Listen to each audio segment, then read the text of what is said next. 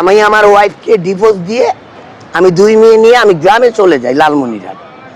লালমনিরহাটে যাওয়ার পরে অ্যাকচুয়ালি ওইখানে আমি আসলে এই 2 মেয়ে আমি বাচ্চার মুখের দিকে তাকাতে পারতাম না। মেয়ে ইয়েকে ডিভোর্স দিয়ে চলে আসছি, ভালো লাগতেছিল না। তো বিষয় হচ্ছে ওইখানে লালমনিরহাটেই আপনার 8 মাস অব্যাহত হয়ে যায়।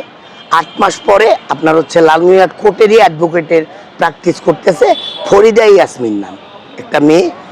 তো দুলাভাই চাকরি করে সেনাবাহিনীতে, আমার এক সম্পর্কে দুলাভাই, সে বলতেছে সাগর জীবন তো এইভাবে পার হবে না, একটা বিয়ে শাদী করো।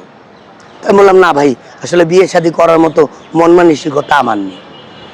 তো দুলাভাই খুব জোর করে আমাকে ধরছে এবং আমার নাম্বারটা ওই মেয়েকে দিয়ে দিছে।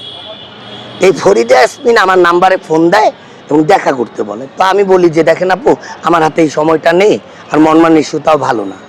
লাস্টে ফরিদা ইয়াসমিন নিজে আমার সাথে দেখা করে, আসলে তখন তো আমার এই লেবাসটা ছিল না, আমি আপনাদের মতোই হ্যান্ডসাম ছিলাম, আপনাদের মতোই জুতা পরতাম, আপনাদের মতোই গেঞ্জি পরতাম, তো অনেক হ্যান্ডসাম ছিলাম।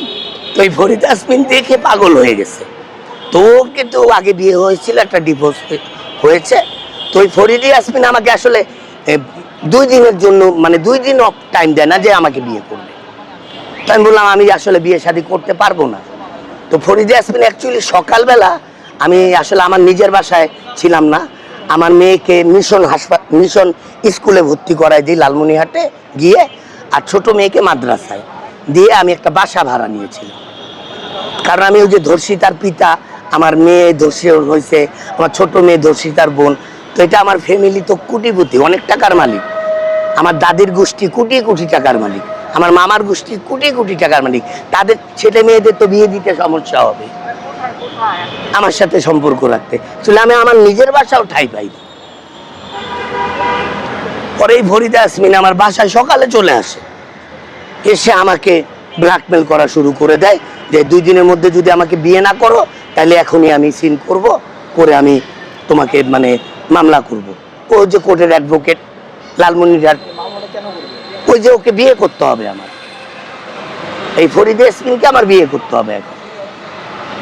তো লাস্ট পর্যায়ে আমার বিয়ে করতে হয় ওকে, আমাকে একটা এমন ব্ল্যাকমেলে আবার বলছে যে আমার মতো ভালো মা হবে না, সারা বাংলাদেশকে বুঝাই দিব যে মা কাকে বলে। তো এরকম আশ্বাসও আমাকে দিয়েছে। হ্যাঁ, আপনাদের মতো জীবন আমার। তা আমার ছবিগুলো দেখলেই বুঝতে পারবেন, আমি হোয়াটসঅ্যাপ করবো আপনাদেরকে। তো ওইখানে আমি বিয়ে করার পরের দিনই আমাকে ফরিদা ইয়াসমিন বলে মেয়ে 2টা কি আমার নাকি, ওটা তো তোর মেয়ে। মানে ও আমাকে এমন মানসিক চাপ দেওয়া শুরু করছে, আমি বলতেছি আল্লাহ আমি কি করলাম, একটা ছেড়ে আসছি আবার আরেকটার পাল্লায় পড়ছি, তো আমার জীবনটা কি এইভাবে যাবে? তো আমার জীবন নিয়ে না, আমার বাচ্চাদের জীবন নিয়ে আমার টেনশন, অন্য কারোর জীবন নিয়ে না। লাস্টে আমি চলে আসি ভাইয়া ঢাকা 2 বাচ্চা নিয়ে। এদিকে এই কামরুল হাসান খোকন জেল থেকে বের হয়েছে, ওইখানেই লালমনিরহাট, এখনো ডিভোর্স হয়নি। আমাকে বিভিন্ন ধরনের মেসেজ করে, ডিভোর্স দাও, ডিভোর্সের কাগজ দে, এইটা সেটা নানান ধরনের কথা বলে আমাকে বিভিন্ন ভাষায় গালাগালি করে। তা আমি বলছি আমি ডিভোর্স দিতে পারবো না, আপনার মন চাইলে আপনি ডিভোর্স দেন।